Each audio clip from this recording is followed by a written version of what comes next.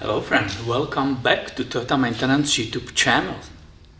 Approximately 1 month ago I filmed for you one video on this 2007 Tundra equipped with 5.7 liter iForce V8, and it was about that famous secondary air injection system. There was one code only, and it was for one of the pumps. Considering the fact that the owners are preparing vehicle for sale, we did the minimum which was required and replaced one of the air pumps. Where are those air pumps? They are actually hidden behind this plastic right there. So that's a passenger front wheel. You can actually see these two air hoses coming down there and disappearing there. So some of you will say, hey, it was a mistake. You should replace both pumps and also remove the intake and remove and replace both valves, because that will be the safest for you, the customer, as I come back on you and so on. But as I said, I gave them all the options and they've chosen the least expensive one. And this video will be 1 month later. They detailed the vehicle, it's really ready for sale, but they got a check engine light. This time it's a code P2443, and that's for secondary air injection system switching valve stuck closed on bank 2.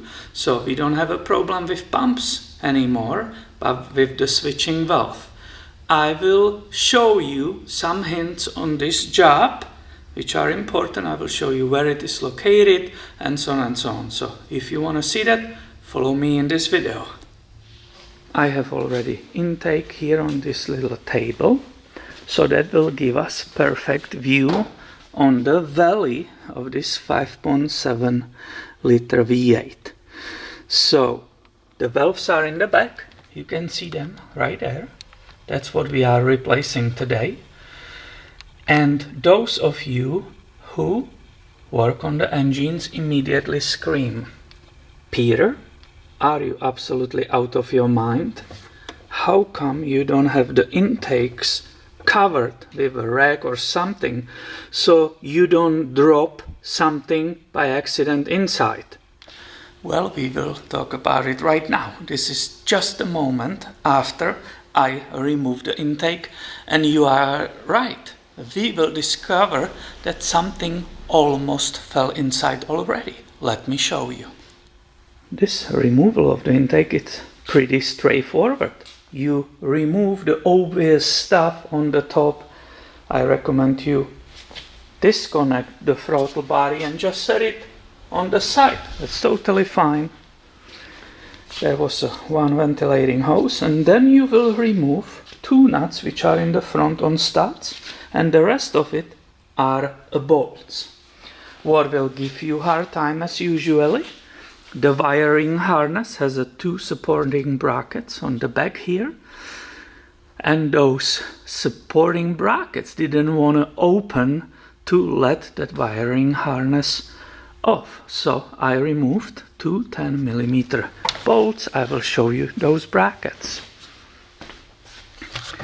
These are the buggers. They didn't want to come off that wiring harness. But what happened while I was removing it?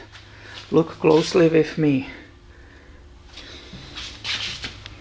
So just lifting it. When you are going up, you have to be watching for these steel inserts that they don't fall into your engine. And voila, I got lucky. Look at that bugger. Fell off, but the way I was moving it, it was towards to here actually, it cleared it, and it's not sitting down there. So this is really important, you pay attention. And now, sure, I'm going immediately cover that entire intake right now. And I still didn't show you what is being replaced. These are those valves. These are the pipes from the piping from the pumps, those electric pumps. These are those switch valves. And these are the EGR pipes connected to these valves. You saw them already in the back. So you are replacing those. The good idea is always replace the intake gaskets and also EGR gaskets. This you can see still 2 of them in this envelope. There is very bad access, it's on the back. I have nobody to hold a camcorder there. This is too big to install it there, so sorry I cannot show you the step by step, but I wanted to share these hints for you. I got a trophy. So this is the old valves. You can see that EGR blackness inside, and maybe in different video we should take them apart. These vacuum lines are questionable, way too easy to actually move, but we have new part. I'm not here to rebuild the part, we will install the new one today. New valves are happily sitting in the new place. EGR gaskets, everything went nicely, and it's all ready for me to install back that intake manifold and finish the job. The last item to replace are these intake plenum gaskets. So as we discussed, it's a good preventative measure to prevent any possible leaks, and redoing this part later, that will be not pleasant. What do you say? So we will put a new ones, and I will be really ready to install this big turtle. Don't you think it looks like a big turtle? This entire plenum. So that's done, and I also pre-installed these 2 supports for the wiring harness which is running behind. And maybe last but not least, I have already adhesive drying here, so I can glue this inside and it will not accidentally fall out. And that was basically all I was able to film for you on this issue. I gotta go. Maybe in different video we can open these and look why one of the valves is stuck. That was our code. Will I recommend this job to total newbie? Probably not, because they don't have a good tools and so on.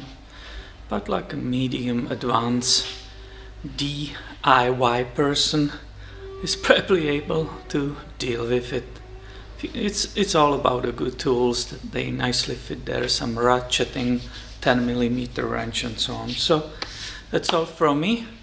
I have one more thing to repair on this, so I better go. Thank you for watching, and I will see you in the next video.